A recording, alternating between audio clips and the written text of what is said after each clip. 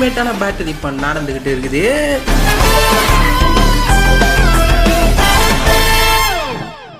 இந்த எபிசோடில் வர எல்லாமே கற்பனை தான், எதுவும் உண்மை கிடையாது. இதை உண்மைன்னு நம்பினீங்கன்னா கம்பெனி பொறுப்பாகாது. ஸோ இப்போ வாங்க நம்ம எபிசோட ஸ்டார்ட் பண்ணிடலாம். ஸோ நம்ம எபிசோடோட ஸ்டார்டிங்கில் நம்மளோட இப்போ பெனிட்டோ இருக்கான்ல, பயங்கர பங்கமான ஒரு சண்டையை போட்டுக்கிட்டு இருக்கான். வேற லெவலில் சண்டை போட்டுக்கிட்டு இருக்கான். ஒரு 5 நிமிஷம் தான் தாக்கு பிடிப்பான் அப்படின்னு நம்ம வில்ல சொல்லிக்கிட்டு இருந்தான். பட் இப்போ 1/2 மணி நேரமாக சண்டை போட்டுக்கிட்டு இருக்காங்க. நம்ம பெனிட்டோ இப்போ பயங்கரமாக ஈடு கொடுத்து சண்டை போடுறான்னா அவனுடைய பவர் லெவல்லாம் சும்மா பயங்கர பங்கமாக வெறித்தனமாக இருக்குது. இதை பார்த்து நம்மளுடைய வில்லனே ஒரு பக்கம் ஆடி போயிருக்கு. அப்போ தான் நமக்கு ஆப்பு வச்சுட்டாங்க. அல்டிமேட் ஃபார்ம் எடுத்தாலே பென்னோடைய வாட்சில் சார்ஜ் ரொம்ப நேரத்துக்கு நிற்காதுன்ற ஒரு காரணத்தால் நம்ம ஆள் நார்மல் ஃபார்முக்கு வந்துட்டான். ஒரு வழியாக சேஃபான இடத்துல வந்து லேண்ட் ஆகிட்டே அப்படின்ற மாதிரி சொல்லிக்கிட்டு இருக்க, இதோட உன் கதையை முடிக்க போகிறேன்டா அப்படின்னு நம்ம வில்ல ஒரு டைலாக் விட ஆரம்பிச்சிட்டான். ஸோ இப்போதைக்கு நான் உன்னை கொல்லலான்ற ஒரு முடிவுக்கு வந்துட்டேன். நீ எனக்கே பயங்கர ஆட்டம் கட்டிட்ட. இருந்தாலும் உன்னை நான் பாராட்டி ஆகணும் தம்பி. நீ வித்தியாசமான உருவத்தை எடுத்து கடைசியில் என்னையவே தோக்கடிக்கிறதுக்கான வாய்ப்பு இல்லை. ஆனால் என் கூட இவ்வளோ நேரம் ஈடு கொடுத்து சண்டை போட்ட, அதுக்காகவே உன்னைய பாராட்டி ஆகணும்.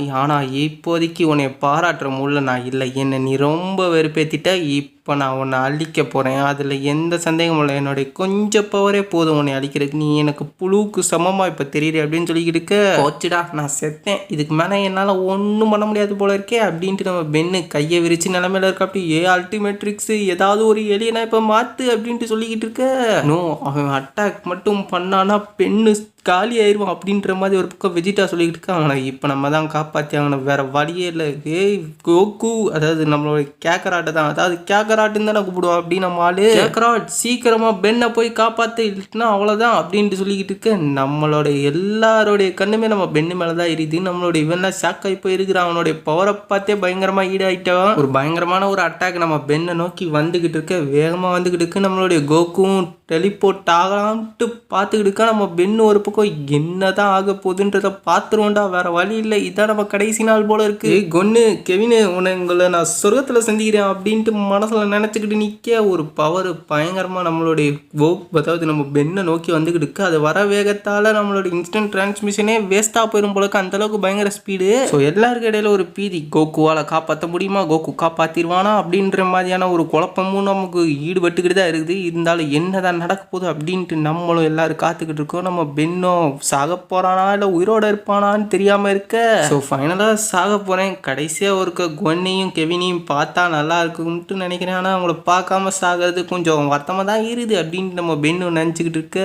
இதோட நீ செத்தடா. யாருக்கிட்ட முதல்ல நீ டைசிங்கனுக்கு அடுத்த லெவல் பவர்ஃபுல்லானவன்றதுல எந்த சந்தேகமும் இல்லை. ஆனால் நீ இப்போ சாக போறியே, உனக்கு அடுத்து எவனும் இருக்க மாட்டான் இந்த லெவலில் அப்படின்ட்டு சொல்லிக்கிட்டு இருக்க அப்படின்னு நம்ம வில்லன்னு. ஸோ என்ன நடக்க போகுது அப்படின்ற ஒரு கியூரியாசிட்டியோட நானும் அப்படியே உங்க கூட சேர்ந்துக்கிட்டு ஒரு வைபோட வாட்ச் பண்ணிக்கிட்டு இருந்தா, சடால்னு பார்த்தா பெண்ணை சுற்றி ஒரு ஷீல்டு ஒன்று ஃபார்ம் ஆயிருக்குது. அதுவும் பிங்க் கலரில். இந்த பிங்க் கலரில் ஒரு ஷீல்டு ஃபார்ம் ஆயிருக்குன்னா இதுக்கு யார் காரணம் அப்படின்றது உங்களுக்கே தெரியும். வேற யாரு, நம்மளுடைய கொன்னு தான். இப்போ உனக்கு ஒன்றும் ஆகலையே, நல்ல வேலை கரெக்டான நேரத்தில் வந்து உன்னை நான் காப்பாற்றினேன். இல்லைன்னா அவ்வளோதான், உன் ஜோலி முடிஞ்சிருக்கும் அப்படின்ட்டு நம்மளுடைய கொன்னு சொல்ல, நம்மளுடைய கொன் தான் மேனா பவரை யூஸ் பண்ணி நம்மளுடைய பெண்ணை காப்பாற்றிருக்கா. அப்படி இப்போதான் உன்னைய பற்றி நினச்சிக்கிட்டு நின்னே கரெக்டாக வந்துட்டு. ஆனால் எப்படி நீ வந்த, எனக்கு ஒரே டவுட்டாக இருக்குது. ஆனால் நீ மட்டும்தான் வந்திருக்கியா இல்லை அந்த லூசு பாய் கெவினும் வந்திருக்கானா அப்படின்ட்டு கேட்டுக்கிட்டு. இப்போ வெட்டி கதை பேசுகிறதுக்கெல்லாம் நேரம் இல்லை கோன். இப்போ நான் எப்படியாவது அல்டிமேட்ரிக்ஸை சீக்கிரமாக யூஸ் பண்ணி ஆகணும். ஏதாவது ஏலியனா நான் மாறி ஆகணும். இல்லைன்னா இந்த இடமே மொத்தமாக அழிஞ்சு போயிடும். ஆல்ரெடி அழிஞ்சு போயிடுச்சு. இருந்தாலும் என்ன பண்ணுறது. ஸோ வேறு வழியே இல்லை, ஒரு ஹீரோவாக நான் ஏதாவது பண்ணி தான் ஆகணும். ஆனால் இப்போதைக்கு என் வாரத்தில் சார்ஜ் இல்லையே, என்ன பண்ணுறது அப்படின்னு கேட்டுக்கிட்டு இருக்கு. அப்போ தான் ஒரு வாய்ஸ் கேட்குது, என்ன பென் இப்போ எப்பயுமே இதே மாதிரி தான் லூசுமா இருப்பியா அப்படின்னு கேட்க. ஸோ நம்ம கெவினும் இந்த இடத்துக்கு வந்துட்டான். எப்படா நீங்கள் 2 பேரும் வந்தீங்க, எனக்கு எதுவுமே புரியல. உங்கள் 2 பேரையும் அடைச்சி வச்சிருக்கனால தான்டா நானே இங்கே வந்தேன். நீங்கள் எப்படா இங்கே வந்தீங்கன்னு கேட்க, அதை பற்றி பேசுறதுக்கு இப்போ நேரம் இல்லை. இப்போ நம்ம சண்டை போட்டாகணும். ஸோ இங்கே இருக்கிற யூனிவர்ஸே ரொம்ப டேஞ்சரில் இருக்குது. இங்கே இருக்கிற எல்லாரும் ஆபத்தில் இருக்காங்க. நீ என்னடா வெட்டி கதை பேசிக்கிட்டு இருக்க, நீ எல்லாம் ஒரு ஹீரோவா, வா சண்டை போடுவோம் அப்படின்ட்டு சொல்லிட்டு நம்ம கெவின் களத்தில் இறங்குறோம். அப்படி கையில் வச்சிருக்க ஒரு மெட்டல் பொருளை அப்படியே அப்சர்வ் பண்ணி, அந்த மெட்டலோடைய அப்படியே ஃபுல் பவரையும் அப்சர்வ் பண்ணி, ஒரு பயங்கரமான எப்பயுமே அவர் மாறுவார்ல அந்த மாதிரியான ஒரு ஸ்டேட்டுக்கு மாறி இதோட இதை வாங்கிக்கன்ட்டு பறந்து ஒரு அடிக்க போகிறா. அப்படின்னா இப்போ இருக்கிற எல்லாருமே ஸ்பேஸில் தான் இருக்காங்க, வேற எங்கேயும் இல்லை. ஸோ நல் கிரவுண்டு உடஞ்சிருச்சு. ஸோ எல்லாமே ஸ்பேஸாக தானே இருக்கும். என்னங்கடா இது கெவினே களத்தில் இறங்கிட்டான், இப்போ நான் ஏதாவது பண்ணி ஆகணுமே.